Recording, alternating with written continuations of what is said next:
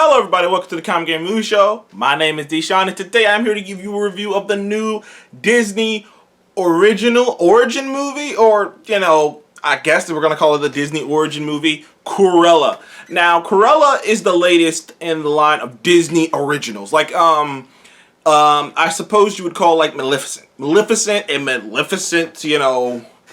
can't even remember what it was even called, the Mistress of Evil or something like that. I did not hate Maleficent. Some people really didn't like it. I didn't dislike Maleficent. I thought it was okay. I thought Angelina Jolie was well cast. I thought she was pretty good in that movie. It's just the stuff around her that wasn't good. But the actual costume design and the way it looks and the way Angelina Jolie was performing, I didn't mind it. It's the story elements and certain other aspects of that movie that just don't really work, which kind of drags the whole movie down. But it made a lot of money. So you got Maleficent 2. Did not like Maleficent 2 at all. I could not, I didn't do a review of Maleficent 2 because I didn't see it. I didn't see Maleficent 2 until after it came out. It was on Disney Plus, and I gave it a look. I could not get through it. The beginning wasn't that bad. Whenever Michelle Pfeiffer and Angelina Jolie were on screen doing their thing, it was great. It was great when they were going at each other, like just judging each other, and it was like they were having just this nasty woman off, and it was just like, okay, all right, this is good. But then once it started to get into other aspects, it just started to drag down. It started to come down. The entire movie started to come down, and it just wasn't that good of a movie. Maleficent 2, Mistress of Evil. So when Cruella was announced a while ago. I'm talking, Cruella was announced, it had to have been like a year ago. A year and some change ago, man. It feels like it was announced a while ago. There was an image that got posted up, and when you hear that Emma Stone will be playing Cruella Deville, and you're like, it's gonna be like a punk rock, 60s, London style, London style. You're just like, okay, and then they put that image out there, and you're still like, okay, I'm still not sure how it's gonna go. See, the trailer comes out, and I remember distinctly everyone comparing it to the Joker. Like, oh, it's like the Joker. It's like the Joker. It's not really like the Joker. Not really. Like there's aspects, if you want to make those connections, you can, but it's not really like the Joker. If anything, it's like a Devil Wears Prada. It's like Devil Wears Prada mixed together with maybe like something from Batman. But not Joker, something from like Batman, maybe, if you wanna go there. Kind of like that old Tim Burton's Batman. It's like Tim Burton's Batman mixed with the Devil Wears Prada. That's basically the best description I can give you.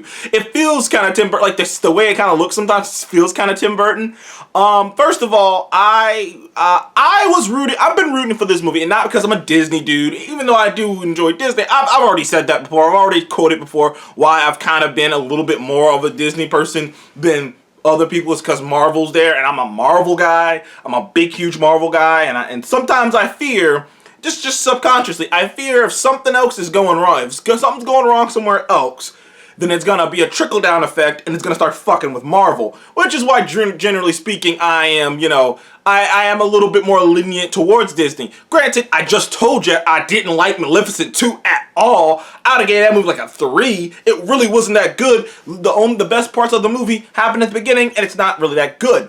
I come out and obviously say that. But the thing is about it, though, but the thing about Cruella I was rooting for Cruella, not because it was a Disney thing, but because of how negative people were on it. How, cynical people are about Disney in general anyways. How cynical people were, how negative people were before they even saw a frame of this thing, before it even came out, and how negative they were when they even saw that. So subconsciously, I was like, I'm kind of slightly rooting for this thing. And long behold, and then the reviews came out, but long behold, I'm seeing this movie today, and all that 4-minute stuff I went on just to get to, it's a damn good movie. It's not perfect. It has issues. I'm gonna just talk about the issues up top, so then I could just get into what I really enjoy about this movie. First of all, it's too long. It's about 2 hours and 15 minutes, which doesn't sound like a long time, but it is. But the length starts to show. This movie should have probably been like an hour and 45 to 50 minutes. There's at least 20 to 15 minutes that could have been cut, that should have probably been cut out of this movie, because I'd say there's about 20 minutes of drag. Like you feel it about an hour and about 20 minutes in, 25 minutes in, you feel like the movie should be wrapping up and it's still going. So that's the biggest problem with the movie, is it is too long. It's not even slightly too long. It's about 20 minutes too long. And I do think that's kind of gonna suck, even though, like I said, it's not like it's a 3-hour movie or nothing, but it does feel like it could have moved a bit more quickly and smoothly if they would have edited it down. It shouldn't have been this long of a movie. And the Cruella that they have in this movie, it's hard to envision that person becoming the evil Ice Queen, the evil, just like vindictive, like narcissistic woman willing to murder puppies and just willing to murder people. Like, she's willing to do whatever it takes, you know? It's hard to imagine her getting to that point, at least from this movie. It's hard to imagine her ever being there, because she's not to say that she's like, they made her like this kind-hearted, oh, woe is me. No, they didn't make her that. She's still pretty freaking bad, but she's bad instead of evil. That's what it is. This version of Cruella is bad, not evil. Whereas in the 101 Dalmatians, she's evil. Like, she's not bad. She's evil. Like, she is an evil person.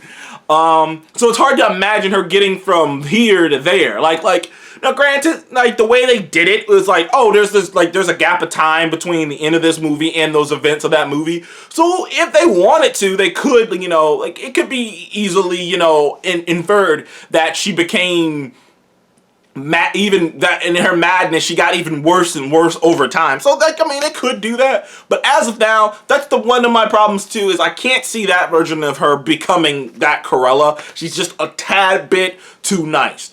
Other than that, I enjoyed this movie. Emma Stone is fantastic as Cruella. Once she embraces, like, once she's playing the Ella part, it's funny. It's funny because, you know, she's down on her luck. She's just, you know, like, she's trying her best to keep her head down. But once she embraces the Cruella part of, like, the Cruella of her, she's just, you know, your eyes can't leave her because she's just, you wonder what she's gonna do.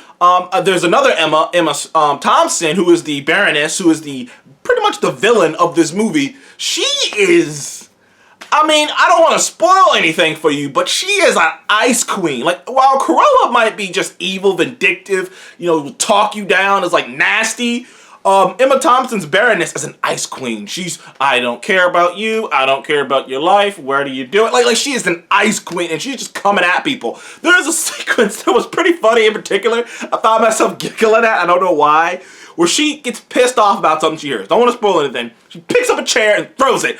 And she throws it, and she's not paying attention. She throws it at a maid.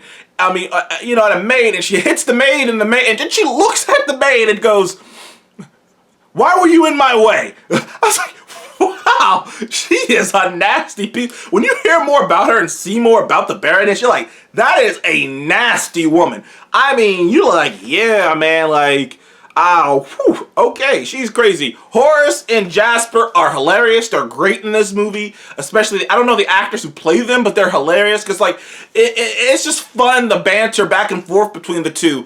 And they do kind of give, what's the word I'm looking for? Give Cruella a more sympathetic angle, because she's not quite as bad. Like, I know what they were going for here, because, like, in the original, you kind of wonder why they even work for her. And you just imagine it's for the money.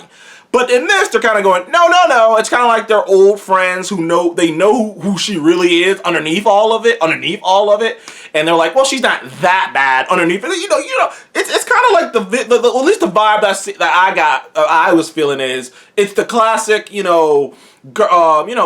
beautiful girl dating this asshole dude. But that dude who's an asshole, he shows her a side of him that he doesn't show other people, which entices her to be like, you don't understand. You don't see the side of him I do. You guys should see that side, but I know who he really is. Same thing with Horace and Jasper. You get the vibe that in the movie that eventually happens, 101 Dalmatians, while they're willing to deal with her, is because they know who she really is, or at least they think they know who she really is. But like I said, they're hilarious. They are fun. The dogs are fun and cute. Even the way they use the dogs, especially at the beginning of the movie, was fun and cute. The soundtrack is just phenomenal. I'm saying they got some amazing songs in here, and they use it smartly. I've seen this be the most divisive part of the movie on the internet, is how they use the soundtrack. Some people think it's slammed in there. You know what? Some of them did kind of. I was like, okay, so they're just doing another song. But for me, it like, like the soundtrack helped, like it kind of helped transition from scene to scene, because when a new song would play, you knew we were going to a new scene, you knew we were about to see something, and it would be just transition from scene, like it'd be a nice smooth transition to scene with this cool song playing. And I'm not the type of person who talks about this, so you know I noticed it. The costumes in this movie are just phenomenal. Like, I mean, you probably saw a glimpse of it in the trailer. She has a dress that's made out of garbage that looks really freaking good. It's like one of those, like, man, I'm not a fashion guy, but I mean, some of those outfits just looked amazing, man. Like, she looked amazing.